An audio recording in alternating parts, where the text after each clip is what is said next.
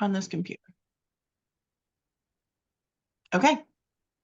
We're recording. How are you?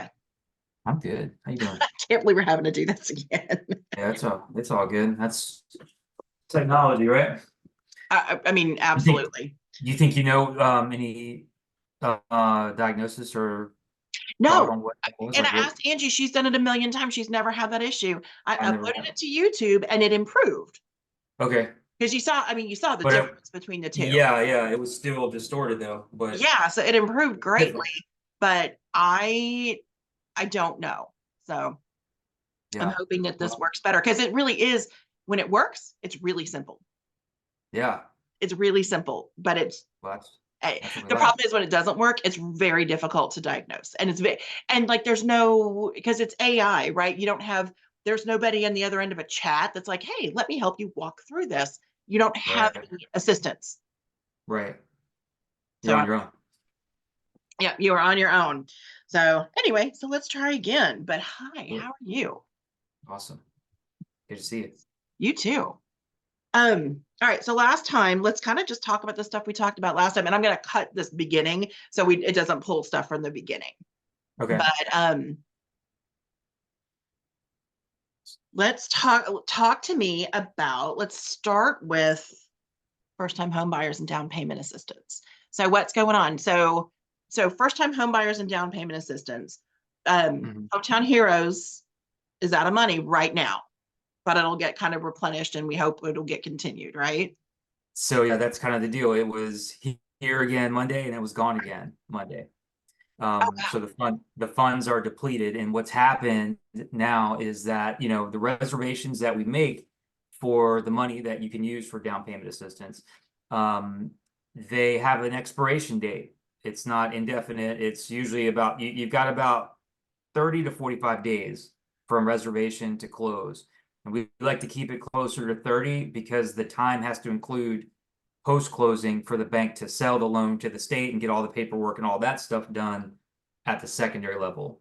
Our lock is still under that. So usually a 30-day contract is perfect because we can get everything closed and we've got another 30 days to handle all of that. So when the reservations expire right now, what happens is every 2 weeks, the money that expires goes back to the state and is made available every other Monday. And that's been the past 3 Mondays now. And that money hasn't lasted until the end of Monday. So Wow. it's kind of there and it comes out at 10 o'clock, and then you can make reservations with what's less, and you can quickly watch it dwindle from 5.5 million down to zero by the end of the day. So that's kind of where we are. So fortunately, there's a lot of other programs that are tailored to do the same thing, which is significantly lower the out-of-pocket expense for a buyer, that we still have available, readily available for all programs, conventional buyers, FHA buyers, VA buyers, USDA buyers. There's money for all of those, and we can apply it the same way. And that seems to be where the bulk of buyers are. Zillow said last year that almost 60% of all transactions, all purchases, coast to coast, were made by first-time buyers. So that's anyone that's Oh, never owned a property before ever, or someone that's owned a property and maybe hasn't. It's been at least 3 years since they've held title, and now they are ready to buy again. So that's a first-time buyer as well. okay. That's where most people were last year. So to me, there's a couple of interesting things in there. One, Right. if we're watching those funds dwindle, it's kind of good news. It's good news if you're a seller because it means that those buyers are out there. They're out there, That they're means using those funds. If for it's going sure. that quickly, they're gobbling that up as quickly as they can, which means that there's a lot of active buyers out there that are using Definitely. those funds and first time home buyers. Demand's still really high for Mhm. all housing, all levels, all prices, all types. You Yeah, can use the programs with townhomes, condos, multifamily homes. So yes, the first time buyers out there, and they're getting some help. That's, you know, helping them help with fighting back against inflation, help with fighting back against the value of the home having risen over the last couple of years. It's making it more expensive. yeah, So something there to help with the cost structure and something there to reduce their out-of-pocket expense for sure, and good that's for awesome. sellers, like you said. Well, very cool. And one of the other things that we had talked about, so I love that there's some options out there for first-time home buyers. One of the other things that we had discussed is your move up, move down people. So Right. people, right, and as we talked about, we talked about it, we talked about a few things, but one of them was, and I know there's people that are concerned, it's like if I put my house on the market to move up or move down, is it going to sell? Right. And the answer is yes. It is okay for you to tap into that equity to make that move, whatever, whichever way it is. There are life changes that are always going to cause people to want to move. You don't just generally wake up one morning and say, hey, I think I want a new house. I mean, some people do, but for the most part, especially if you own a house with a low interest rate, there's going to be a compelling reason, right? New babies, there's a divorce, there's a marriage, there's elderly parents. I just had a past client reach out that needs to add on to her home because her elderly parents are going to move in and she doesn't have a lot of square footage. But so those move up, move down opportunities, I guess one of the things with the first time home buyers, especially if it's a move up situation, you're moving out of your first home and moving into a new one, like moving up to your next home. Right. We're seeing that we have a real influx of those first time home buyers that are making that possible. Oh yeah. Oh, without a doubt. I was at an open house last weekend, and I would say, if not everyone that came through, oh, very close to every person that came, when we asked what brought them out, they were looking for more space. My house used to be big enough. When I had it, it was big enough. We've done a lot of work to make it, and we're still needing more square footage for any of those reasons, many reasons. And so, you're talking about maybe someone that purchased their home when, for less than it would be sold for today, and they're having to buy more square footage, which seemingly is going to cost a few more dollars. So fortunately, they've got the equity there to help with that. There's some programs built around financing that really help with that. The biggest that I've seen here recently that people are, it seems like finally in larger numbers starting to take advantage of, is interest rate buy downs. Interest rate buy downs for the first year, the second year, and as long as 3 years. That seems to be, I think, the most beneficial. And it's very comparable in terms of making a deal happen for a buyer and a seller. Mhm. I would say it's comparable for from the seller side, comparable to what a seller concession would be, maybe in the in the range of 3 to 4%. Okay. And negotiated that way then affords a buyer payment over the first 3 years that results in a net savings of in excess of 10,000, 15,000, just depending on the purchase price. That's money that's going to be used to subsidize the payment for the first 3 years. Well, what does that look like for that buyer? If you do it's called call it a 3-2-1 buy down. If you Yeah, do that on, I don't know, give me, I don't know, a $500,000 sure. house, I mean, where you can kind of easily do the math. What does that Mhm. look like to that buyer in payment So terms? what it looks like, so let's say, for example, someone purchased a home for 450K. They made a 20% down payment. They're going to borrow $360,000. What the savings that it offers the buyer, and let's assume the buyer is going to have an interest rate of 6.5% around today's market. What that means is a 3-2-1 buy down. It affords the buyer the first year 3% savings on the interest rate. So they're making a payment equivalent to an interest rate of 3.5% versus 6.5%. They're saving 3% on the payment. And in terms of dollars, for that scenario, that saves you a little bit over $800 a month on your monthly payment. I mean, that's huge. It's huge. It's a huge savings, and it's month over month for the first 12 months. The second year, then it's based on a 2% interest rate buy down. So instead of making the payment based on 6.5%, the payment that's due from the buyer is equal to only 4.5%. So that saves a little bit over $500 per month on the payment. The third year, the same thing happens, but it's a 1% buy down. So 5.5% equivalent versus the 6.5% that we have to qualify them at. That saves a couple of $100 for the third year.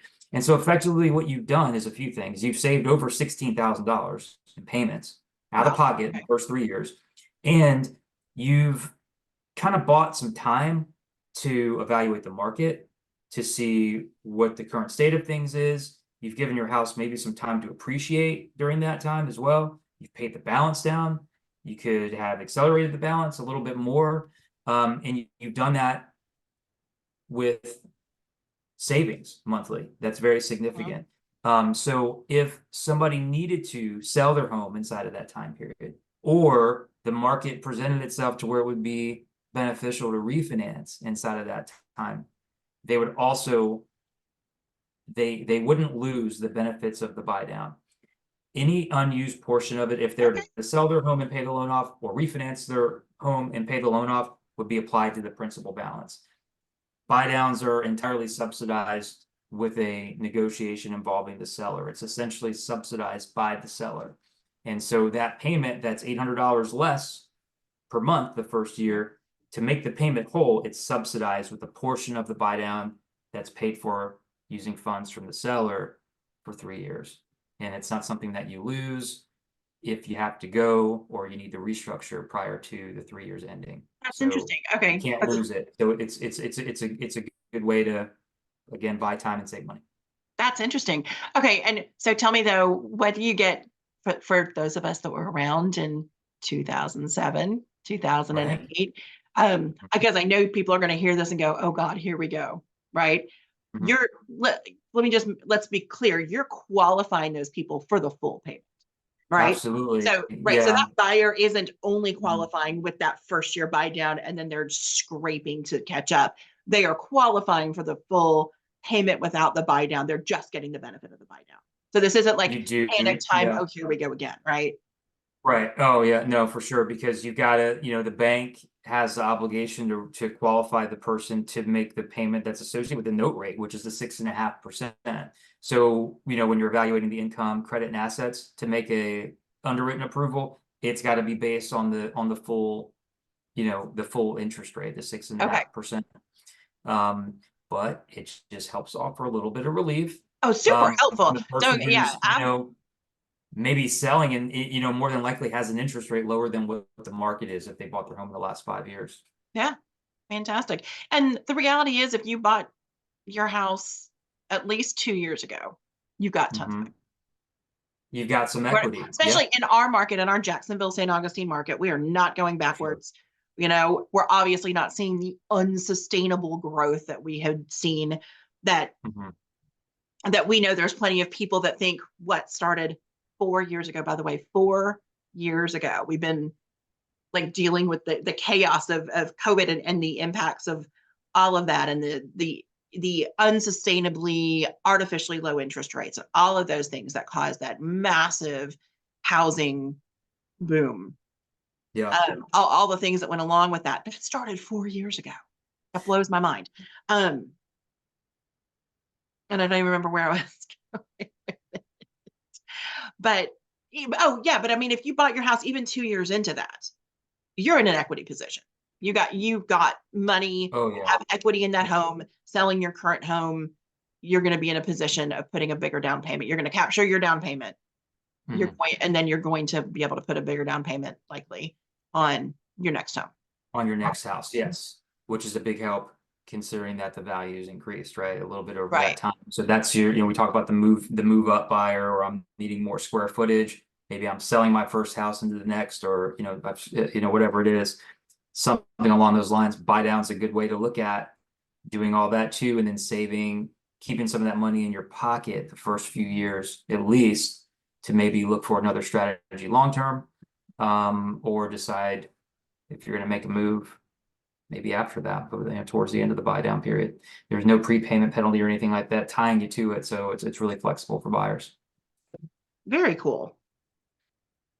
What I did want to talk about as we talk about the housing market, and especially, I know there's a lot of realtors out there that got their license in 2019 and they think that what we have gone through is normal. And we know, and you and I have been around for a long time. We are both well aware that it's not. But I hear people, especially the move up, move down, the people that have a house to sell are Mhm. concerned that their house isn't going to sell. That, is anybody really out there buying because the interest rates are higher? And yes, we have these phenomenal tools in our toolbox that, people like you give it, with the 3-2-1 buy down and all. but I think it's important to talk about the numbers. You and I both like to talk about the numbers. Oh, Um, yeah. what we saw happen in 2020 and in 2021 and even into 2022 um, was just absolutely insane. We had in Northeast Florida, which is our Northeast Florida MLS specifically, that data pool, which is most of our region here in the Jacksonville, St. Augustine area. We saw in 2021, we saw over 40,000 homes sold. That is and those are the ones that are recorded. That's not the investor properties that we're selling. That's the ones that were recorded through MLS, like through traditional sales. Mhm. The reason that I think people feel like it's like that nothing's moving is because then you turn around and you look at 2023 and that number is about 25% less. Mhm. So we sold about 29,000 homes in 2023. That Yeah. felt, and it's a palpable feel. You can Oh, feel yeah. that. What people don't understand is that the outlier isn't 2023. The outlier is 2021. That was we had such a massive influx of people into our area. We had everybody was moving to Florida during COVID. They're like, hey, I don't have to live in, I don't have I can afford to live in a much larger home, and I can change my lifestyle up because I don't have to go into the office anymore. So that number was a record breaking, we have never seen anything like it number ever. And we're back down to, in 2022 and 2023, we're back down to sales numbers that match more like 2019 and 2017. Those were good real estate years. And I think people are forgetting that, and everybody's in a panic like, oh my God, the house sat on the market for more than a week and a half. It's never going to sell. Like, no, no, no. It's normal for a house to sell in the first 60 to 90 days, not the first three, like we're Right. seeing. And I think we're still looking at, I guess what I'm hearing from you with the mortgage stuff is a hopeful, like those people that are concerned about the things that I'm talking about, where you can feel it, even though the numbers are telling a different story than what it feels like. And I think that's where we kind of end up with a real disconnect. What we're seeing is we're actually looking at those numbers ramping up again. Like 2024 is looking like it's going to be a pretty robust year. I think so. Yeah, it definitely has a feeling of that because the one part of the story that hasn't changed is the demand. And it makes me at least believe, right, that if there was more homes available for purchase, you'd see a lot more transactions. Similar to what you saw a few years ago. People weren't just relocating and, moving here post-pandemic or during the pandemic. They were also selling a home a lot of the time and coming here. We've had supply very, very low, very anemic for many, many, many years, And predating it's the still, yeah, pandemic it's still during there. those times. I mean, Yeah, coming into what, March of 2020, where I guess April of 2020 is really where we saw the actual crunch. Like everybody went, okay, this is what's happening. And then we saw inventory levels just go down because everybody started to make a move, which happened very quickly, in my opinion. We were already in January of 2020, November of 2019. I'm going into sales meetings and we're all crying because there's nothing to sell. Well, we had about the same level of inventory then that we do now right.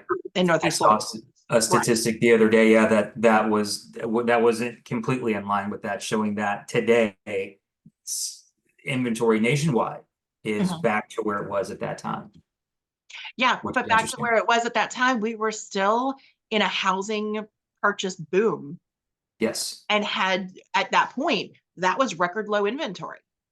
And it's easy to forget because that record low got rapidly replaced with insane low, like unsustainable, like never going to happen again in our lifetimes lows, right? I mean, we had less than 2,000 houses on the market at any given time in February of 2021.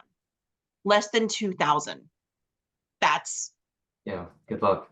I don't have words for what that was. I mean, that's why things were selling in it literally over a weekend. I mean, you'd put a house on the market and 30 seconds later, you get your first listing request or, your Right. first showing request.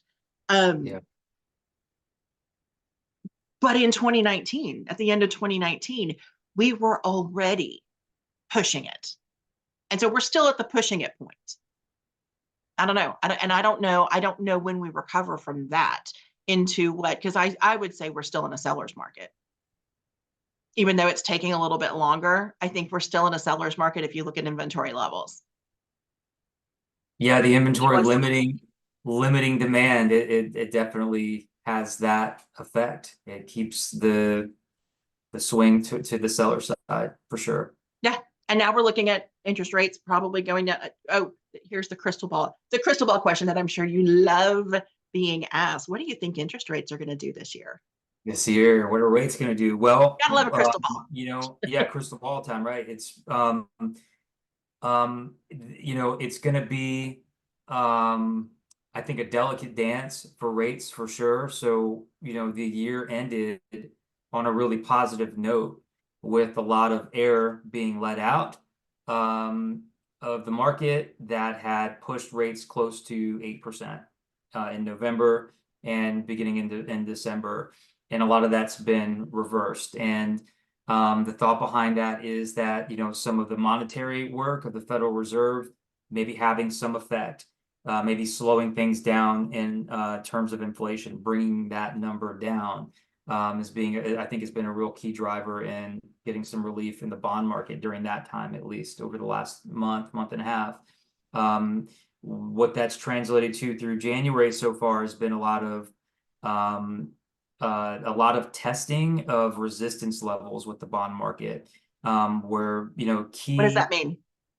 meaning that looking at where the close of a 10-year treasury is over 200 days, the average, that number you kind of want to stay under, because if you increase through that, then you can be kind of off to the races. That ceiling now becomes a floor. And so those resistance levels have really been tested so far with economic data, with unemployment data, with just general economic growth data from the fourth quarter of last year, corporate earnings, all these things. And the actions of the Fed have been to slow things down. But when you see resiliency amongst the economy, it kind of signals that maybe that's not happening, but inflation has been cooled. If inflation continues to cool, interest rates will continue to have downward pressure. But there's a lot of other things affecting it. The Federal Reserve has signaled that they're going to undo some of the tightening that they've done over the last 18 months this year, and the market was quick to maybe price that in. Some say maybe that had an impact on the drop over the last 6 weeks in rates. But that's been the narrative as the year started, that rates are lower and that they're coming down. But there's a lot of there's things that are really gonna test it with economic data that comes out over the following weeks, especially as the Federal Reserve kicks off 2024. They're about to do that here coming up this week. We're gonna see how they interpret some of those things, and maybe if they revise some of their guidance, and the market will have an immediate effect on that. And we'll have to see where that takes us. Right now, I think what we'd all like to see is some relief for the market, some relief for buyers, especially. It makes it very difficult to shop for a home, shop for an interest rate and a loan and all those things when there is rapid volatility in the market. And that's really what a lot of buyers had to deal with. Yeah, you For start shopping on lot Friday all and of all them. of a sudden Monday, the interest rate's higher and you can't afford the house you thought you could afford on Friday. Sure, maybe I you mean, were comfortable at a certain area, but now that same house is kind of pushed, the market's pushed you out of your comfort range for maybe where you wanted to be for your budget. That can be a game changer. So, just having to watch that really diligently, and we still have to be really careful with that right now, with new people walking in the door today, looking out 30, 60, 90 days or longer. Longer gives you a little bit more flexibility right now, but if someone's under contract, that's where we got to really look closely and kind of see what's going on and decide if we want to lock something short term or float the market for a better day. But I say all that to say this: the overarching message is that inflation continues to cool this year, and that will offer some rate relief. So hopefully maybe that's somewhere down the line, maybe halfway through the year, maybe 3/4, maybe all the way at the end of this year. We'll have to see, but that's where we're at right now. all right. So you think we're going to see some stability? stability would be my biggest wish Your biggest for wish. the market. My biggest wish, yeah, just to offer some stability, lose some of the volatility, make it a little bit easier to comprehend and kind of know what you're working with, and make a solid decision about your house that you want to buy. Yeah, I love it. All right. Well, very cool. Thank you so much. Yeah, Is there absolutely. anything else that you want to talk about that I missed? I think we hit a lot of good stuff. I We think we did talked too. about inventory, talked about supply demand, we talked about down payment assistance and first-time home buyers and buy downs. Yep. And the buy downs I That's think are it. going to be huge this year. That's how I feel personally right now. If I'm looking to sell my primary residence with the intentions to purchase a new primary residence, and I've got proceeds from the sale for my down payment and closing cost, the buy down is a really good way to direct your focus to maybe get some relief over those first 3 years and some significant savings in the pocket. I love it. Awesome. Well, thank you so much. Absolutely. Good seeing you. You too. Thank I'll you. talk to you. See you next time. Yep. I'll talk to you soon. Bye.